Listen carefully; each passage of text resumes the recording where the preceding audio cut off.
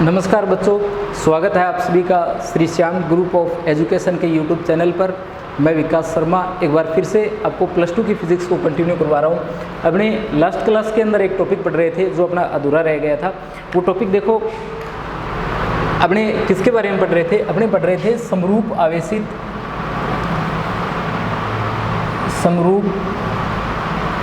आवेशित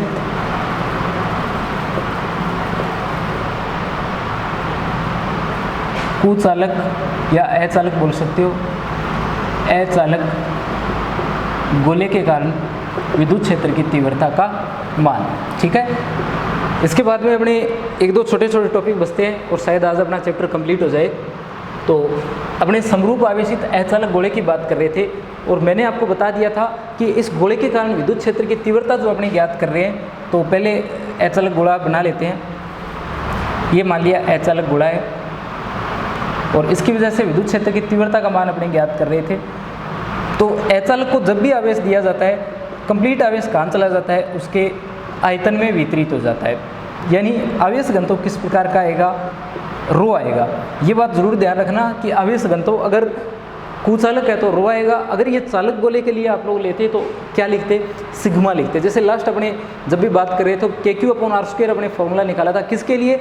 चालक गोले के लिए और गोलीय कोष के कारण। वहाँ आप लोग चाहते तो Q का जब मान रख रहे थे तो पृष्ठ आवेश घनत्व के रूप में रख सकते थे। जैसे यहाँ अपने लास्ट वीडियो के अंदर आयतन आवेश घनत्व के रूप में मान रखा था। तो तीन जगह अपने ज्ञात कर सकते हैं। एक तो इसके पृष्ठ के बाहर की ओर, जैसे अगर बाहर की ओर की बात करें तो कुछ ये बनता, और कितनी त्रिज्या? स्मॉल r त्रिज्या, इसकी त्रिज्या कैपिटल R, ये O, ये Q। ठीक है, और बस इतना ही। Q आवेश अपने इसको दिया है। तीन जगह ज्ञात कर रहे थे। एक तो अपने E को बाहर की ओर स्मॉल r अगर बड़ा होता तो कहाँ आ जाता? बाहर की ओर आ जाता। और दूसरा अगर ये बराबर होता, कहाँ पर होता? ये सतह पर होता। और तीसरा ये कहाँ होता? ये होता अंदर। तो अपने फर्स्ट कंडीशन की बात कर ली थी और सेकंड की अपने बात बस शुरू की थी। तो फर्स्ट के अंदर देखो अपने लिख दिया था E=KQ/R²। क्या लिख दिया था? KQ/R² लिख दिया था। छोटी सी बात यार रिपीट कर देता हूँ, फिर अपने बढ़ेंगे, क्योंकि अपने जो फॉर्मूला लिखा था E=ρ/3ε0r3/r² जो अपने फॉर्मूला लिखा था, उस फॉर्मूले को पहले व्युत्पन्न करवा देता हूँ एक बार फिर से। देखो इतना तो आपने पढ़ चुके हैं, E=KQ/R²। तो आपको ये याद रखना है कि E जो है वो R² के क्या है? समानुपाती है। दूसरा मैं आपको बता देता हूँ कि कुछ एक बुक्स के अंदर या नोट्सों के अंदर आप लोग पढ़ोगे तो आपको ये टॉपिक यहीं पर ख़त्म किया हुआ मिलेगा। जैसे पुरानी जो अपने सिलेबस की बुक है उसमें ये टॉपिक यहीं ख़त्म किया जाता है, पर आपका जो सिलेबस है, आपकी जो बुक है, उसने इसे आगे तक सोल्व किया है। तो आप लोग भी इसे आगे तक सोल्व जरूर करना। तो Q के मान की अगर बात की जाए तो आपको ये मान कहाँ से लेकर के आना है? ये लेकर के आना है आयतन आवेश घनत्व रो से। तो यहाँ से Q किसके इक्वल? रो V के, यानी Q = ρ/4/3 πr3। ध्यान रखना कैपिटल R आएगा। यहाँ क्या आएगा? कैपिटल R आएगा, क्योंकि आवेश कितनी जगह फैला हुआ है उतना आएगा। अगर आप लोग गलती से क्या कर देते, यहाँ स्मॉल r रख देते, तो इसका मतलब होता आवेश इतना नहीं है, आवेश इतनी जगह है, पर इतनी जगह आवेश तो नहीं है। ये देखो यहाँ है ही नहीं, इसलिए यहाँ क्या आएगा? कैपिटल R आएगा। जो गौसीय पृष्ठ वाली टर्म है, वहाँ जो आप गौसीय पृष्ठ ले रहे हो सिर्फ वो आएगा, और जो आपके पास में आवेश की टर्म है उसके अंदर जितनी जगह आवेश फैला हुआ है वो आवेश आपको लेना है। तो आवेश फैला हुआ है सिर्फ ये कैपिटल R वाली जगह, स्मॉल r वाली जगह आवेश नहीं है इतनी जगह, इसलिए आपको यहाँ कैपिटल R लेना है। ठीक है, और E की जगह आप लोग क्या रख सकते हो? 1/4πε0, और Q का मान आपने रख दिया ρ/4/3 πr3 और अपॉन में r²।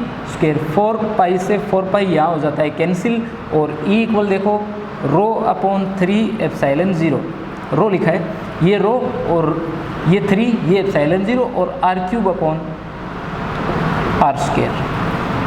ये फॉर्मूला हमने लास्ट क्लास के अंदर व्युत्पन्न कर लिया था। इसे कोई समीकरण नंबर दे देना, जैसे आपको सारी समीकरण नंबर लगातार देनी है। अब सामने कोई समीकरण है नहीं, इसलिए मैं इसे सिर्फ एक नंबर समीकरण लिख रहा हूँ।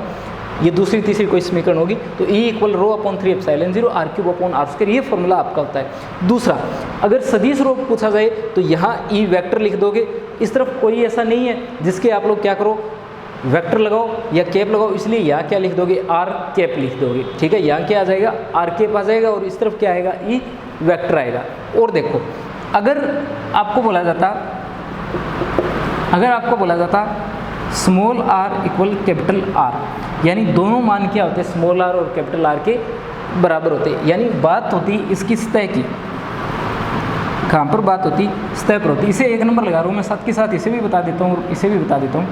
अगर सतह की बात की जाती तो स्मॉल r की जगह क्या रखना होता, कैपिटल R, यानी ये जो लिखा हुआ है इसकी जगह क्या लिख देते, KQ अपॉन R स्क्वायर, बस इतना, E equal KQ upon R square. और अब अपने इस फॉर्मूले की बात करें तो आपको स्मॉल r की जगह क्या रखना है, कैपिटल R रखना है। ध्यान रखना, स्मॉल r की जगह कैपिटल R रखना है, न कि कैपिटल R की जगह स्मॉल r, क्योंकि आपको कैपिटल R दूरी से मतलब है, न कि स्मॉल r से।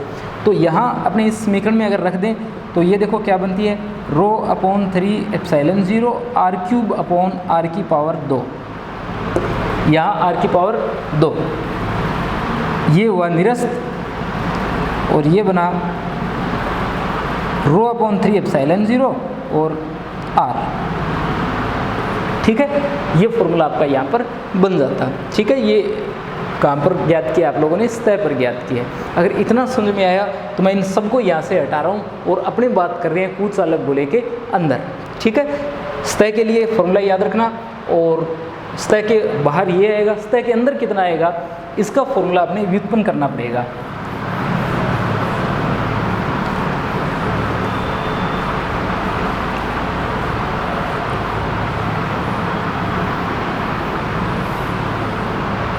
देखो, अपने किसका फॉर्मूला व्युत्पन्न कर रहे हैं, अपने सतह के, ये गोला जो है इसकी सतह के अंदर की ओर अपने क्या कर रहे हैं, ज्ञात कर रहे हैं। यानी अब अपने इस कंडीशन को ले रहे हैं, small r less than capital R, इस कंडीशन को, कि अपना ये जो पॉइंट है ये कहाँ होता, अगर अंदर की ओर होता। जैसे ये पॉइंट आप लोगों ने अगर लिया था तो दिशा वगैरह भी आपने लगाई थी, लास्ट अपने वीडियो में बात कर चुके हैं इन सब की।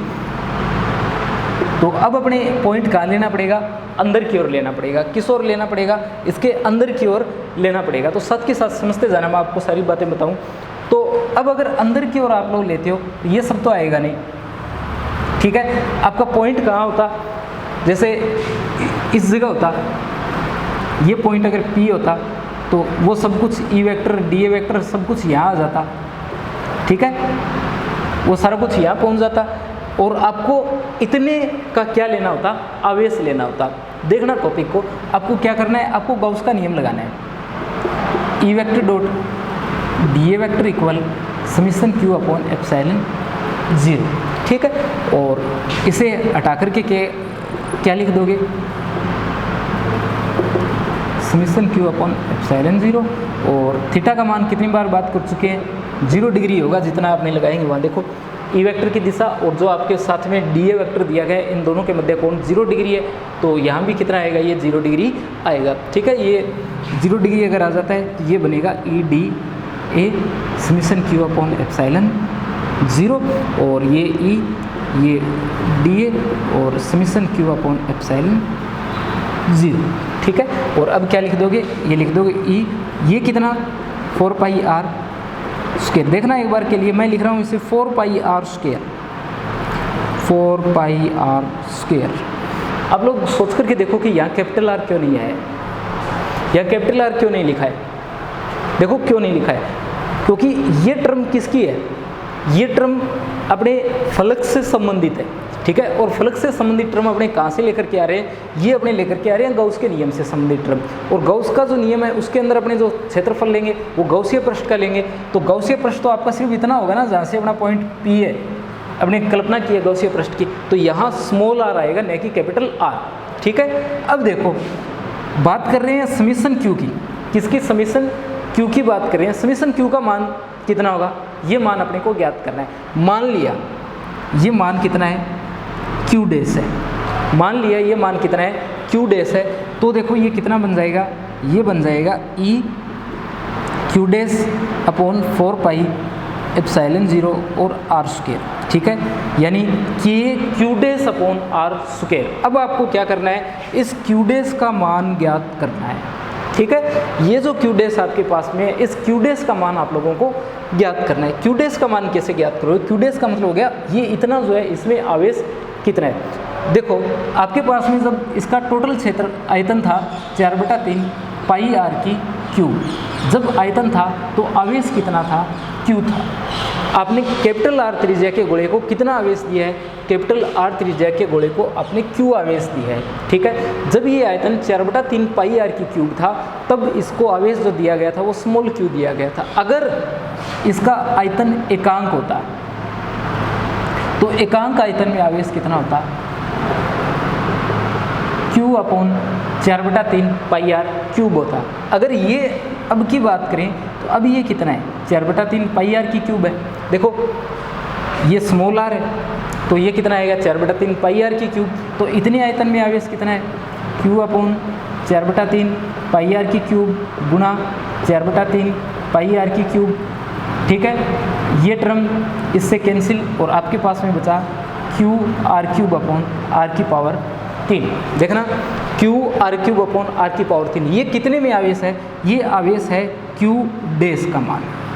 स्मॉल आर त्रिज्या का जो आपने गोला लिया है उसमें कितना आवेश था, क्यू डेस था, जिसका मान Q R cube upon R cube है। ये मान यहाँ रख सकते हो आप लोग, ये जो समीकरण आपको दिख रही है इसके अंदर आप लोग क्या कर सकते हो, ये मान रख सकते हो। अगर ये मान यहाँ रखा जाए तो देखना ये बनेगा, देखो ये तो अपनी जगह है, ये भी अपनी जगह है, तो पहले इन्हें लिख देता हूँ क्यू डेस को छोड़ करके 4 पाई एप्सिलॉन 0 आर स्क्वायर, इसे तो मैंने रख दिया। और क्यू का मान रखूँ, इसका क्यू डेस का मान रखूँगा, ये आएगा Q R cube upon R की पावर 3, ठीक है। और अब देखो आर क्यूब से ये स्क्वायर कैंसिल और यहाँ क्या बचेगा आर, तो आप लोग क्या लिख सकते हो, E equal K Q R upon R की पावर 3। देखो क्या लिख सकते हो, इसे के, ये क्यू आर बचा हुआ है आर की पावर 3। तो ये फॉर्मूला आपको हमेशा याद रखना है कि जो आपके पास में कुचालक या अचालक गोला होता है उसके लिए विद्युत क्षेत्र की तीव्रता कितनी होती है, तो वो होती है के क्यू आर अपॉन आर की पावर 3, के क्यू आर अपॉन आर की पावर 3। इस फॉर्मूले को अपने आगे भी 2-3 जगह काम में लेंगे जब आगे वाले चैप्टर अपने पढ़ेंगे। E equal K Q R upon R Q, कुचालक गोले के अंदर विद्युत क्षेत्र की तीव्रता, अगर ये चालक होता तो 0 होती, अगर गोलीय कोष होता तो 0 होती, पर कुचालक होने की वजह से कितना है, के क्यू आर अपॉन आर की पावर 3 है, ठीक है। तो इस प्रकार से आप लोग इस टॉपिक को सोल्व कर सकते हो। देखो यहाँ तक तो वही सारी टर्म है जो अपने पीछे काम में ली थी, इस जगह तक तो सारे टॉपिक क्लियर हो जाते हैं, यहाँ तक तो के क्यू डेस अपॉन इस टर्म तक तो, क्योंकि बस आपको इसका मान देखना था। अगर ये क्यू होता तो के क्यू अपॉन आर स्क्वायर, पीछे सभी टॉपिक में यही तो है के क्यू अपॉन आर स्क्वायर। अब फर्क किसका है, ये क्यू नहीं है, ये क्यू डेस है, इसलिए कितना आ गया, के क्यू आर अपॉन आर की पावर 3 आ गया, ठीक है। अगर आप लोग चाहो क्यू का मान रखना तो आप लोग क्यू का मान यहाँ पर बिल्कुल रख सकते हो। कहाँ से रखोगे क्यू का मान, आयतन आवेश घनत्व से। देखो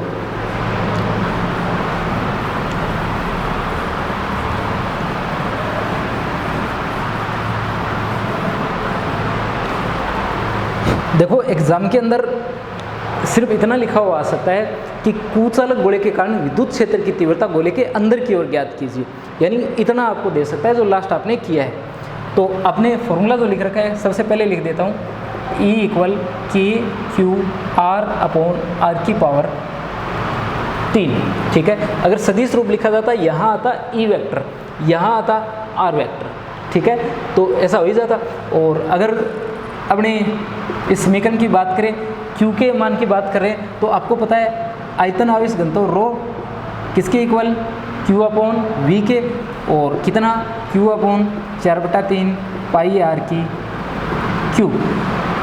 देखो आपने जो सामने फॉर्मूला लिखा है ये एकांक आयतन के अंदर कितना आवेश है उसके मान के बारे में अपने को बता रहा है। तो आयतन आवेश घनत्व क्यू अपॉन 4/3 पाई आर की क्यूब है। तो क्यू आवेश अगर देखोगे तो 4/3 पाई आर की क्यूब गुणा रो, ठीक है। रो एकांक आयतन के लिए आवेश घनत्व है और आयतन कितना है 4/3 पाई आर की क्यूब, और गुणा कर दिया रो से तो क्यू का मान आ गया। ये क्यू का मान, एक बात का जरूर ध्यान रखना कि यहाँ क्यू का मान रख रहे हो न कि क्यू डेस का। आई बात समझ में। यहाँ आपने देखो 4/3 पाई आर की क्यूब स्मॉल आर वाला किया, क्यों? क्योंकि क्यू डेस का मान आप लोग निकाल रहे थे। यहाँ क्यू डेस का नहीं, क्यू का मान निकाल रहे हो। और क्यू आवेश कहाँ है? क्यू आवेश जो आपने कंप्लीट गोला ले रखा है, उस गोले के अंदर कंप्लीट आवेश कितना है? क्यू है। ठीक है, देखो आपने ये लिखा और इसे आपने कहाँ रख दिया? इस समीकरण के अंदर रख दिया। तो देखो ये बनेगा E इक्वल के को फिर से 1/4 पाई एप्सिलॉन 0। और देखो साथ के साथ मैंने ये जो आप सबको बताया है कि ये सारे फॉर्मूले जो डिब्बे में मैंने बंद किए हैं, ये इसलिए कि जब चैप्टर को पढ़ो तो सबसे पहले आप लोग इन सब तक करना है इसे। सबसे पहले कहाँ तक? E equal K Q upon R square, फिर E equal K Q upon capital R square, फिर E equal K Q R upon R cube. ठीक है, यहाँ तक करना। और जब आपको अच्छे से ये समझ में आ जाए तब आप लोग इसे आगे सोल्व करके देखना। तो के का मान कितना है? 1/4 पाई एप्सिलॉन 0। आर को अपनी जगह रखो, आर की पावर 3 को भी रखो, और क्यू की जगह ये मान रखना है कितना? 4/3 पाई आर क्यूब और रो। देखो आर क्यूब से आर क्यूब कैंसिल, 4 पाई से 4 पाई कैंसिल। E इक्वल कितना? ये बचा रो आर अपॉन 3 एप्सिलॉन 0।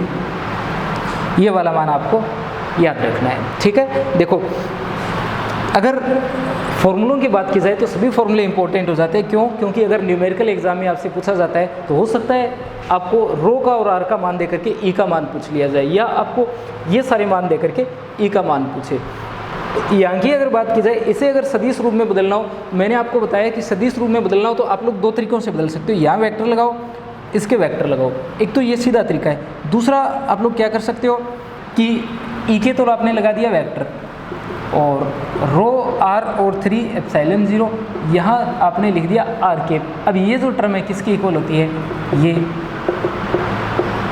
वेक्टर की इक्वल होती है। ठीक है, और ऐसा करने की जरूरत है ही नहीं, क्योंकि आपको पता है सदिश रूप में लिखना है। तो यहाँ आप लोग क्या कर दोगे? वेक्टर लगा दोगे। ठीक है, इंपॉर्टेंट रिजल्ट आप लोग देखो क्या क्या है।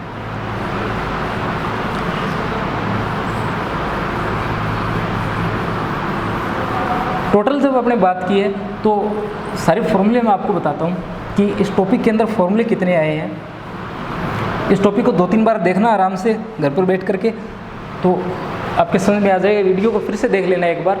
ठीक है, देखो अपने क्या किया है, अपने सबसे पहले बार की और मान ज्ञात किया, वो कितना आया? के क्यू अपॉन आर स्क्वायर। फिर सतह पर ज्ञात किया, कितना आया?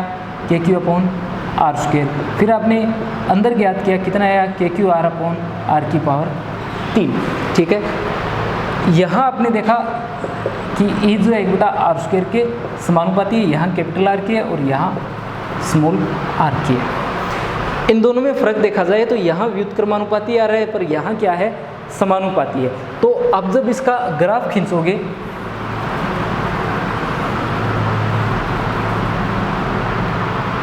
ये आपके पास में गोला है, त्रिज्या इसकी आर है और केंद्र ओ है, क्यू आवेश आपने इसे दिया है, एक समान रूप से वितरित हो गया है। ठीक है, और इसके बिल्कुल सामने आपको ये लाइन खींचनी है। मैंने पहले भी आपको बताया था, आगे बढ़ा देना है। और इसके बिल्कुल नीचे आपको ये लाइनें खींचनी है, ये वाली लाइन। इसके बिल्कुल नीचे ये लाइन, यहाँ ये वाली लाइन और यहाँ ये वाली लाइन। ठीक है, ये वाली लाइन क्यों? क्योंकि आर स्क्वायर के व्युत्क्रमानुपाती है। देखो एक बात बताता हूँ मैं आपको, जैसे आपने ये डायग्राम बना दिया जो मैंने सामने बना रखा है। ठीक है, एग्जाम में आपको इसके कोई नंबर नहीं मिलने वाले। अगर आप लोग एग्जाम में ये डायग्राम बनाते हो तो कोई नंबर नहीं मिलेंगे। क्यों? क्योंकि आपने ये तो बताया नहीं है कि ये लाइनें किसको प्रदर्शित कर रही है। जैसे अगर मैं यहाँ ई और यहाँ आर लिख देता हूँ तो कंप्लीट डायग्राम गलत है अपना। तो आपको सबसे पहला काम ये करना है कि ऐसा आपको ज़रूर लिखना है कि ये जो लाइनें हैं वो किसको व्यक्त कर रही है। ठीक है, तो ऐसा ज़रूर लिख कर के आना कि ये लाइनें बता किसको रही है। ये दूरी यहाँ पर क्या है? ये, और यहाँ आर से छोटी दूरियाँ हैं। तो ये सारी लाइनें आपको इसके अंदर बतानी है। अगर ये डायग्राम होता चालक का तो ये इतना ही बनता, परंतु कुचालक का है। कुचालक में देखो समानुपाती भी है। जब आप लोग चालक की बात कर रहे थे तो ये लाइन आपको प्राप्त नहीं हो रही थी। क्यों? क्योंकि चालक वाले में क्योंकि चालक वाले की जब आप लोग बात कर रहे थे तो उसके अंदर, इसके अंदर विद्युत क्षेत्र की तीव्रता कितनी थी, अंदर विद्युत क्षेत्र की तीव्रता जो है वो 0 थी, परंतु यहाँ विद्युत क्षेत्र की तीव्रता 0 न होकर के क्या है, समानुपाती है। तो ये इसका कंप्लीट डायग्राम रहेगा, जिसके अंदर आपको सारी बातें बतानी होगी कि विद्युत क्षेत्र की तीव्रता वगैरह कितनी है, इसके अंदर साथ के साथ आपको इसका केंद्र बता देना है, ये ई वेक्टर को व्यक्त कर रही है, ये दूरी को व्यक्त कर रही है कि केंद्र से कितनी दूरी पर जा रहे हैं। ये जो दूरी है इसकी त्रिज्या के बराबर दूरियाँ हैं, ये देखो बिल्कुल सामने ये इसकी त्रिज्या है और त्रिज्या के बराबर आपने दूरियाँ लिया। जैसे ही त्रिज्या से बाहर की ओर आप लोग जाओगे तो ये दूरियाँ इस प्रकार से जैसे आप लोग बदलोगे तीव्रता का मान इन दूरियों के हिसाब से लगातार बदलता जाएगा। तो ये इसका डायग्राम भी इंपॉर्टेंट रहेगा एग्जाम में, ये डायग्राम 1 नंबर का आप लोगों से पूछा जा सकता है। ठीक है, 2 डायग्राम हो गए इस चैप्टर में, एक तो इससे पहले वाला जिसके अंदर ये नहीं था और एक ये, दोनों डायग्राम आपके इंपॉर्टेंट है। तो इसके साथ ही जो गाउस के नियम के बेसिक अनुप्रयोग आपके दे रखे थे वो कंप्लीट हो जाते हैं। अब कुछ एक 3 छोटे छोटे टॉपिक आपके और दे रखे हैं, जिसके अंदर एक तो है साबुन के बुलबुले का संतुलन, एक है एकांक आयतन में संचित ऊर्जा का मान, और एक है आवेशित चालक की सतह पर बल तथा दाब का मान। तो अपना जो नेक्स्ट टॉपिक है वो है आवेशित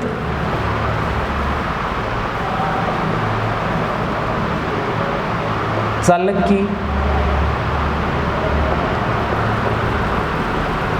सतह पर आवेशित चालक की सतह पर विद्युत बल तथा दाब का मान। देखो इसके बारे में भी एग्जाम में बहुत बार पूछा गया है, आवेशित चालक की सतह पर बल तथा दाब का मान। वैसे मैं आपको बता देता हूँ बहुत कम टॉपिक ऐसे आपके बचने वाले हैं जो एग्जाम में पूछे नहीं गए हैं, क्योंकि आपको पता है कि बोर्ड की बुक बदलती है, उसमें ज़्यादा कुछ नहीं बदलता, बस वही टॉपिक रहते हैं। चैप्टर जो है, चैप्टर का नाम बदल दिया जाता है, या 2 चैप्टरों को एक साथ देते हैं, या 2 चैप्टर जो है उनके अलग बना दिए जाते हैं। एक चैप्टर को 2 बना देते हैं, 2 को 1 बना देते हैं, बाकी टॉपिक इसके लगभग सेम ही रहेंगे। आप अगर 15-20 साल पुराना भी सिलेबस उठा करके देखोगे तो सेम ही टॉपिक आपको इसके अंदर मिलने वाले हैं। तो सभी टॉपिक इंपॉर्टेंट है। जैसे इसकी अगर बात की जाए तो पुराने पेपर के अंदर आप लोग देखोगे कि विद्युत दाब और ये जो बल वाला टॉपिक है बहुत ज़्यादा बार एग्जाम में आपसे पूछा गया है। तो आवेशित चालक की सतह पर विद्युत बल और दाब का मान ज्ञात करना। सबसे पहले तो अपने को बात करनी पड़ेगी कि ये विद्युत बल और ये दाब जो है वो इस पर लग क्यों रहा है। तो देखो जैसे ये आपके पास में कोई एक आवेशित सतह है, ठीक है, इस सतह की ये इस सतह का केंद्र है और आपने क्या किया, इस पर Q आवेश दिया। तो आपको पता है कि जब भी आप लोग क्या करते हो, किसी चालक को आवेश देते हो तो ये कंप्लीट आवेश जो है इसकी सतह पर यानी इसके पृष्ठ पर एक समान रूप से क्या हो जाता है, वितरित हो जाता है। ठीक है, तो आपने जो आवेश दिया ये क्या हो गया, इसकी सतह पर एक समान रूप से वितरित हो गया। अब देखो इसके अंदर अगर अपने अल्पांश ले तो जैसे ये अल्पांश आपने लिया A, B और ये क्या है C। एक तो अल्पांश इसका A, B आ गया और पीछे जो भाग बचा है वो बचा है A, C, B, जिसके अंदर बहुत सारे अल्पांश इसके अंदर स्थित है।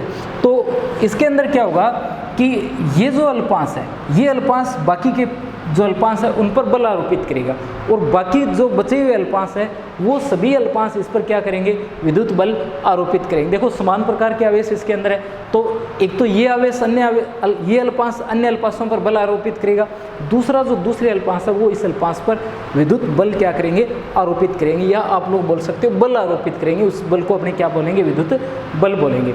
देखो आप लोग बोलोगे कि किसी एक अल्पांश पर उस चालक सतह पर स्थित अन्य अल्पांश क्या करते हैं, बल आरोपित करते हैं और उस बल को अपने क्या बोला जाता है, विद्युत बल बोला जाता है। ठीक है, ये जो बल लग रहा है कौन सा बल लगेगा, विद्युत बल लगेगा। तो ये देखो इसके अंदर अपने 2 पॉइंटों की बात करें, एक पॉइंट अगर P और एक पॉइंट आपका क्या हो, Q हो।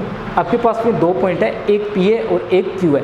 ये दोनों जो पॉइंट आपके सामने दिखाई दे रहे हैं P और Q पॉइंट, इन दोनों पॉइंटों पर ये बल लगा रहा है और इस पर ये कंप्लीट क्या कर रहा है, बल आरोपित कर रहा है। तो विद्युत क्षेत्र की तीव्रता पॉइंट P पर देखो, इस AB की वजह से E1 होगी, किस ओर होगी, ऊपर की ओर होगी। ये जो कंप्लीट पार्ट बचा है इसकी वजह से भी दिशा होगी, किस ओर होगी, ऊपर की ओर होगी। ठीक है, क्यों होगी? मैंने आपको बताया है कि किसी भी धनावेश की वजह से दिशा जब आपको ज्ञात करनी हो तो धनावेश से हमेशा क्या करनी है, दिशा को दूर लेकर के जाना है। दूर किस ओर लेकर के जाना है, जहां आपको तीव्रता ज्ञात करनी हो, या तो तीव्रता ज्ञात करनी हो या परीक्षण आवेश आपका जहां रखा हुआ हो। तो ये पॉइंट P है जिस पर तीव्रता ज्ञात करनी है, तो ये धनावेश है, इससे इस ओर और इससे भी इस ओर। पॉइंट Q की ओर देखो, ये जो विद्युत क्षेत्र की तीव्रता है इसकी दिशा तो इस ओर है और इस विद्युत क्षेत्र की तीव्रता जो है वो ऊपर की ओर है।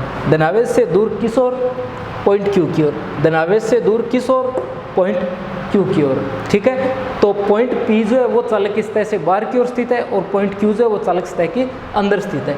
तो पॉइंट P कहाँ स्थित है, बाहर की ओर।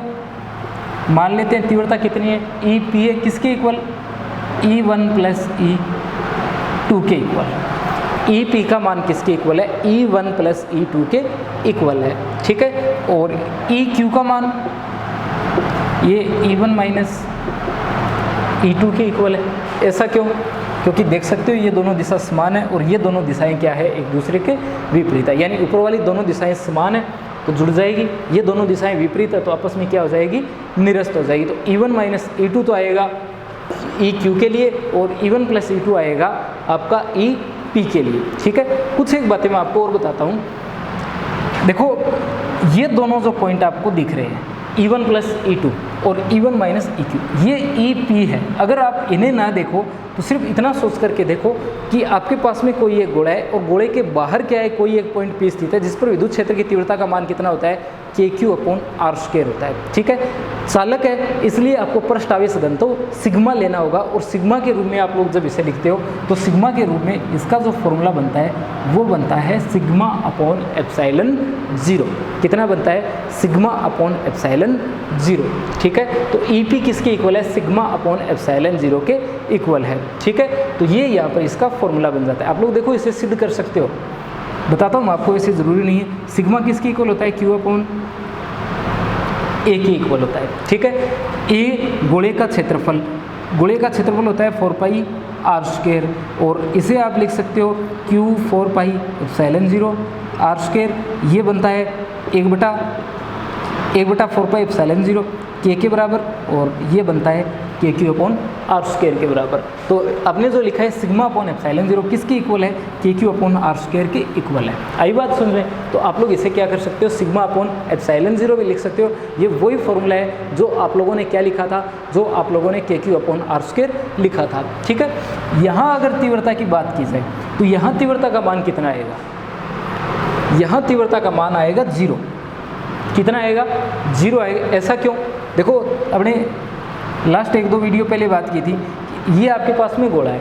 ठीक है, आप अगर इस जगह तो ज्ञात कर रहे हो बाहर की ओर स्थित है तो कितना आता है, KQ/R², जिसे आपने क्या लिख दिया, σ/ε0।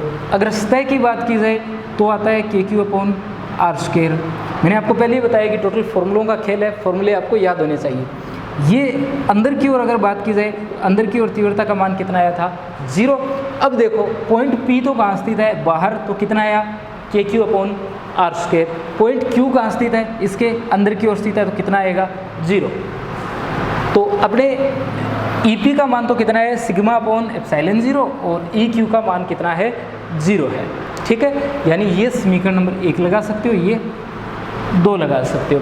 समीकरण 2 से आप लोग देख सकते हो कि E1 और E2 जो है वो क्या है, एक दूसरे के बराबर है।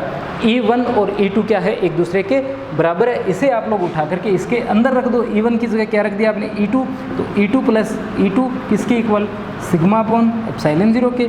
2E2 किसके इक्वल, σ/ε0 के। E2 किसके इक्वल, σ/2ε0 के। टॉपिक बच गया है अपना बीच में, अभी कंप्लीट नहीं हुआ है, इसका बचा हुआ पार्ट अपने आगे पढ़ेंगे, क्योंकि फॉर्मूला जो अपने पास में बनने वाला है वो σ²/2ε0 बनने वाला है, जो दाब का मान अपने ज्ञात करेंगे। अभी अपने इसे E2 तक पढ़ रहे हैं, तो आपको बता देता हूँ यहाँ तक अपने क्या किया है, ये तो मैंने आपको समझा ही दिया है।